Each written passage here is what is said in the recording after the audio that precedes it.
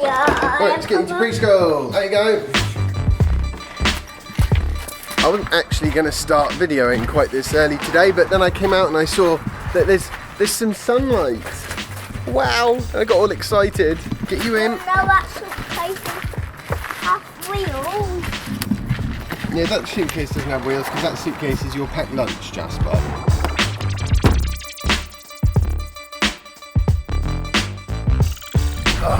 Yeah, I wouldn't exactly call it Italian weather, but it's definitely a big improvement on what we had yesterday.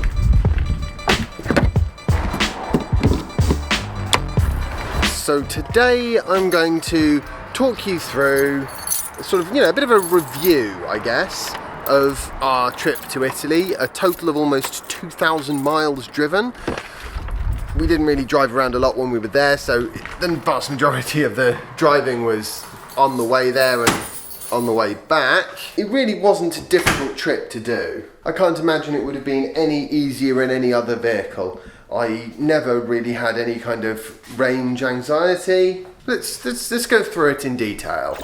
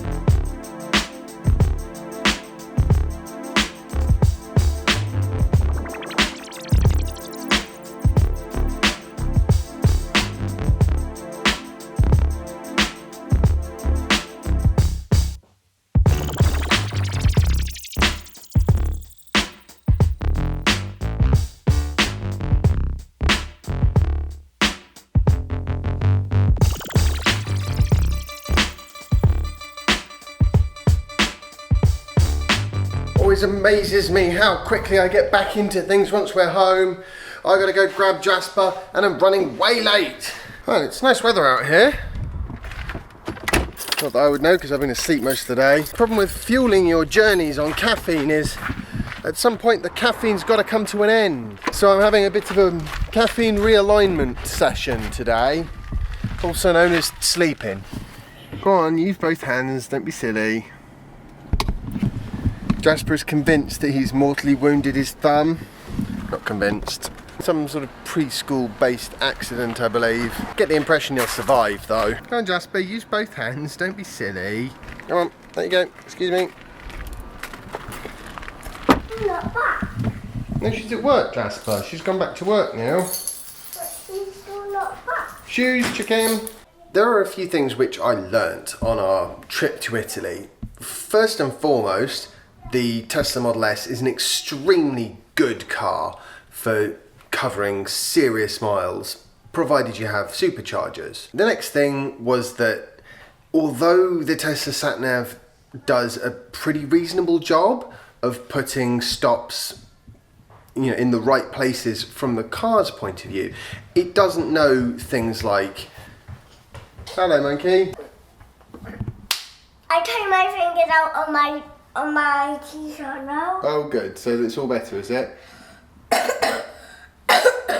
I still have got coughs. What are you doing? I bribed him with a baby bell and now he's happy, more or less.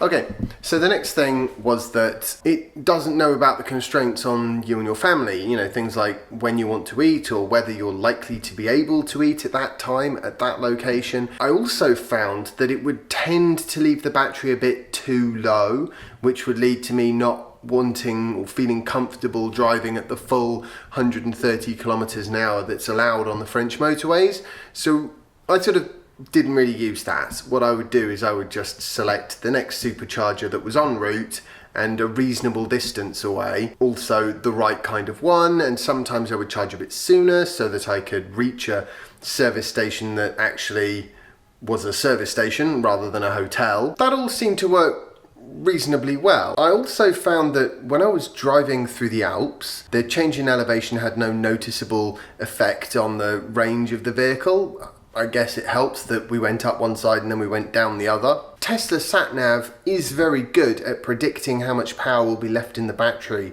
when you reach your destination. It does take into account things like changes in elevation, so that's worth bearing in mind. That's what I would tend to do, is I would put in my destination, I'd have a look at the little graphy thing on the trip computer and say, okay, what percentage are we going to arrive with, and is that reasonable? Am I happy with that, or is it too high, or is it too low? I think if you are going to do a holiday-based trip, I definitely recommend destination chargers. I think something like that, either a destination charger or a hotel that's willing to let you plug in your car anyway, makes a huge difference to how comfortable you feel, you know, using your vehicle when you're actually at your destination. And it also means that when you leave to come home, you leave with a full battery, which can make all the difference. I think that's pretty much all. I mean, the only other thing I would add is that generally speaking, especially for a Tesla, it's easier and more convenient to use the Channel Tunnel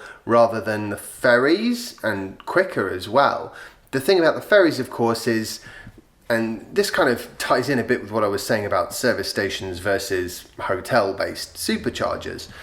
The reality is, if I take the ferry, then Jasper, my 3-year-old son, gets to run around, play a bit with some other children, is generally entertained, and he gets a bit of a break from being in the car. Whereas if I use the Channel Tunnel, then he's just in the car all the time. And that's fine for adults, relatively fine for adults.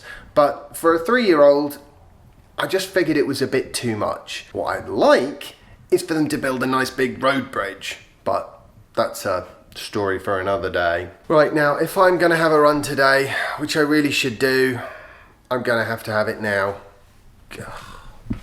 Well, that was hard work, but I'm pleased I did it. At least I've got back into the running fairly seamlessly. Last night I had 10 hours of sleep. Wow. So I pretty much caught back up with that as well. We're getting there. And whilst I was having the shower after my run, it occurred to me there was something else I wanted to mention briefly that that really got put into focus during this drive. And that is, chugging along at about 65 miles an hour, the car would do more or less exactly the typical range that it said you had. So, you know, if it says 200 kilometers on the dash, at 65, 200 kilometers is what you'd get. You know, between 65 and 70. At 80, if it said 200, you're probably going to get more like 185, 180, which still isn't bad. Shows you the effect of speed on range. And it's one of the reasons why I like the fact that the dash displays range as a sort of a set unit, if you like, rather than a kind of guessometer type concept. Because when you're doing any level of driving in this car, you quickly get used to what the impact of your speed will be on a given amount of range. And you can see the impact that elevation change will have on your range by using the trip meter and its nifty little graph, and the graph will recalculate according to how you're driving. So if you drive really quickly, it will quickly start to show you an arrival energy level that is lower than it would otherwise be. Conversely, if you drive slower and you conserve energy, or if the wind's with you or something like that, then you will see it say, you know, oh, you're going to arrive with 15% and we originally thought you were going to arrive with 10. I'm determined to make a bit more use of tripods. I'm sorry bad, babe. No, that's all right. We're completely used to you being late. No, I know, that's the problem. What I was also going to say is a very definite positive, I thought, of our drive to the holiday destination.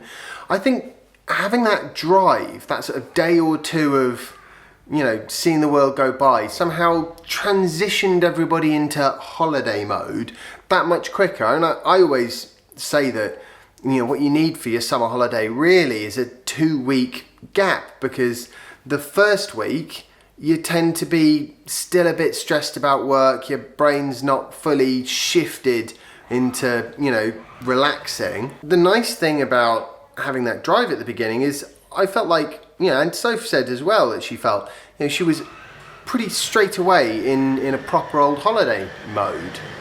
I can hear Jazzy on his car, hang on.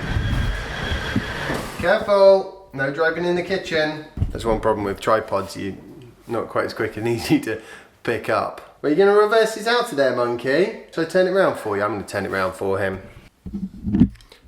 Okay, this is just a quick, way late edition. Loads of people say things like, you know, I can't wait for a 500-mile plus EV. Well, fine for them. For me, the range of the existing car is already kind of a bit too long. My bum is hurting so much certainly after 2 hours, I'm ready to stop. I don't want to stop for long, I want to stop for 10-15 minutes, but I definitely do want to stop just to help, you know, the blood to circulate and things. So, oh, and also, usually I need a new coffee. It's been a very interesting experience taking my car on certainly the longest journey that I've ever done in it. It's opened my eyes to how much of a viable long distance road trip car it really is, provided there are superchargers around, of course, which for the most part in Europe there are. Yeah, absolutely fantastic. Really wasn't difficult, not a tiring car to drive at all. And I don't even have autopilot. I mean, imagine if you had autopilot. I'm going to wrap things up, I think, now. So I hope you enjoyed today's vlog post. If you have, remember to like it, share it, and subscribe if you haven't already. And follow me on Instagram if you don't already. And I'll see you tomorrow for the next installment of my daily vlog. Bye. Oh, what does that say? It probably says don't be silly.